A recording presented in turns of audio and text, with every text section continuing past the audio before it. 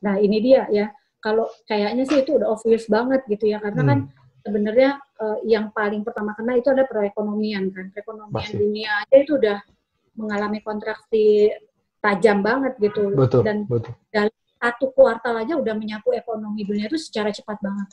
Contoh US lah ya. US aja perekonomiannya sekarang udah minus 4% triwulan 1. Padahal dia Januari ke Maret nampaknya baik-baik aja kan.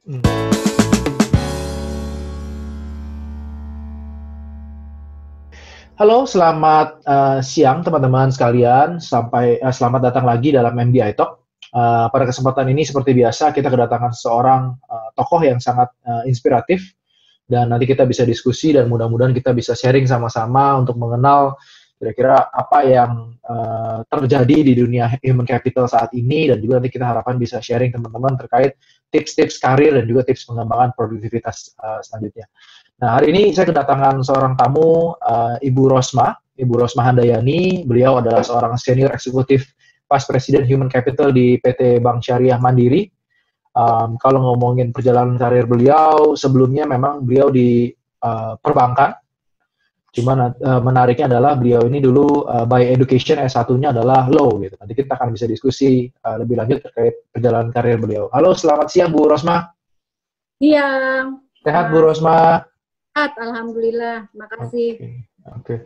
Nah, mungkin saya ingin mengajukan pertanyaan pertama nih Bu Rosmah. Jadi kalau misalnya mungkin Ibu bisa ceritakan perjalanan karir Ibu, karena menurut saya cukup menarik. Ibu awalnya sebagai lawyer, terus tiba-tiba masuk jadi succession manager, terus sekarang jadi human capital nih Bu. Gimana ceritanya Bu? Sebenarnya sih memang background latar belakang hukum ya, legal. Tapi kalau berkecimpung di human capital itu juga sebenarnya nggak berjauhan dengan legal gitu ya. Jadi begitu lulus, memang saya memulai karir di law firm, kemudian masuk ke bank. Waktu itu harapannya masuk ke bank juga di posisi legal juga sebenarnya. Tapi kan ternyata bank itu punya punya career path buat pegawai nggak hanya di situ. Apalagi waktu itu saya masuk melalui seperti manajemen trainee gitu ya. Oh, oke. Jadi harus di rotasi mutasi tuh harus disebar gitu. Nah, itu saya pertama justru di bank itu dimasukinnya tuh di international banking waktu itu. Sama sekali nggak ada terkait dengan bidang pendidikan segala macam. Jualan itu Bu dulu Bu? Sebenarnya jualan tapi nggak langsung ya, nggak direct ya. RM juga di situ. Jadi kenapa saya pindah dari law firm ke situ? Karena ya itu tadi, saya berpikir mungkin dari sisi hukum legal saya bisa digunakan juga di bank gitu ya. Tapi ternyata ditaruh di international banking, banyak belajar tentang keuangan di situ. Kemudian di situ kalau nggak salah 2,5 tahun ya. Saya dipindahkan lagi gitu karena posisi yang saya duduki itu adalah posisi untuk level senior. Jadi kalau fresh graduate itu belum boleh duduk di situ. Gitu. Kemudian dirotasilah saya, di-redeploy, dirotasi, diambil, ditempatkan di personalia. Kalau dulu kita namanya personalia ya, kalau sekarang kan HR, human capital. Human capital. Jadi ditaruh di personalia, di bagian succession tadi tuh, succession manager. Yeah. Kalau sekarang ini istilah ngetopnya talent management. Oh, oke. Yang menyiapkan suksesor itu kan adalah di bagian talent management kan. Nah, saya tuh jadi suksesor di situ, succession management di situ, manager ya. Kemudian ya udah, sejak itu saya ke-trap lah sampai sekarang yang human capital. Itu sebenarnya masih perjalanan panjang ya. Berarti awalnya ini ya Bu ya, awalnya nggak sengaja kecemplung di dunia HR, setelah itu karir banyak di HR, sempat sekarang besar lagi, balik ke legal lagi, ada komponen di mana tanggung jawabnya masuk ke legal juga gitu ya. Betul, iya. Tapi tetap human capital ada di bawah saya juga. Gitu. Jadi saya bilang menarik karena kalau kita bicara soal human capital, ya memang nggak bakal terlepas juga dari sisi legalnya juga kan. Ada sisi legalnya, ada sisi compliance-nya, ada sisi corporate communication-nya. Jadi balik lagi kayak punya keluarga utuh gitu. Dan semakin kita ke atas, semakin banyak skills yang kita butuhkan. Baik itu keuangan juga kita butuh, Betul, legal betul, juga butuh, baik itu juga yang lain-lain juga kita tetap jadi semakin butuh ya. Semakin ke atas, semakin banyak yang dibutuhkan. Walaupun memang fokusnya HR, tapi tetap butuh keuangan juga, butuh legal oh ya, juga.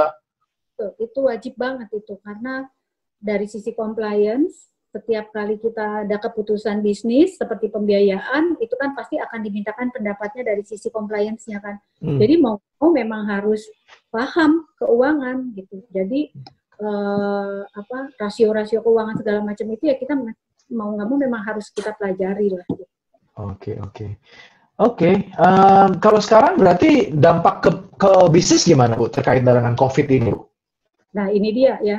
Kalau kayaknya sih itu udah obvious banget gitu ya, karena kan sebenarnya yang paling pertama kena itu ada perekonomian kan. Perekonomian Pasti. dunia aja itu udah mengalami kontraksi tajam banget gitu. Betul. Dalam satu kuartal aja udah menyapu ekonomi dunia itu secara cepat banget. Contoh US lah ya. US aja perekonomiannya sekarang udah minus 4% triwulan 1. Padahal dia Januari ke Maret nampaknya baik-baik aja kan. Nah ini yang membuat Indonesia nih kita jadi sering sekali selalu harus mengikuti ketentuan atau regulasi-regulasi yang dikeluarkan, karena kan kami di bank ya, di industri perbankan ini terkait banget gitu ya. Kenapa? Karena malah memburuknya Indonesia kabarnya ini yang terburuk gitu kan ya, karena pandemi kan kita baru ngalami juga sekarang.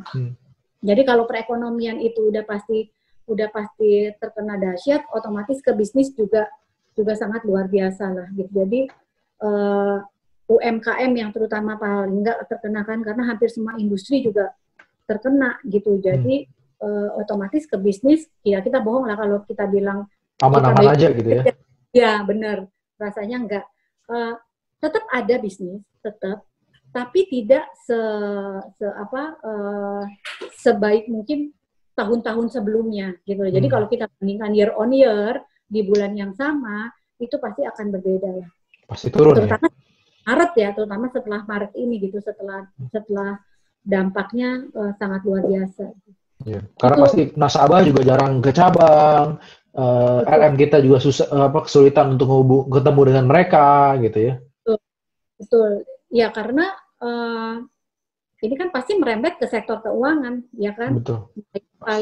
Yang paling mengkhawatirkan kan adalah kalau kita mengalami persoalan likuiditas. Betul. Atau insolvensi gitu ya. Jadi makanya kenapa beberapa waktu yang lalu OJK juga mengeluarkan POJK 11 tentang restrukturisasi, relaksasi itu ya. Kemudian Presiden Jokowi juga dalam pidatonya juga menegaskan lagi mengenai ketentuan tersebut. Itu artinya sebenarnya pemerintah pengen banget mengembalikan dan men-trigger stabilitas ekonomi gitu. Jadi menstimulus perekonomian ini biar nggak terlalu terkena secara dahsyat gitu. Karena udah pasti ini lari ke bisnis lah. Dan yang kena ya sektor keuangan. Itu pasti salah satu pilar ekonomi Indonesia kan juga sektor keuangan juga. Betul. Nah, kalau dari sisi dampaknya HR, Bu, di mana peran HR dalam menghadapi ini semua, Bu? Nah, ini dia. Ini challenging banget gitu ya, karena apa? Begitu bisnis seperti ini, kemudian ada kebijakan working from home, kan HR itu harus tetap memastikan bahwa pegawai itu tetap produktif. Betul. Gitu. Dan bayangkan di bank gitu yang biasanya kita interaksi langsung face to face gitu kan, kemudian kita sekarang harus melayani itu dengan situasi yang berbeda gitu, dengan keterbatasan infrastruktur betul ya. Jadi buat HR ini challenging banget gitu, tantangan luar biasa karena paling tidak ada 6 aspek lah ya di HR itu yang harus diperhatikan. Yang pertama apa?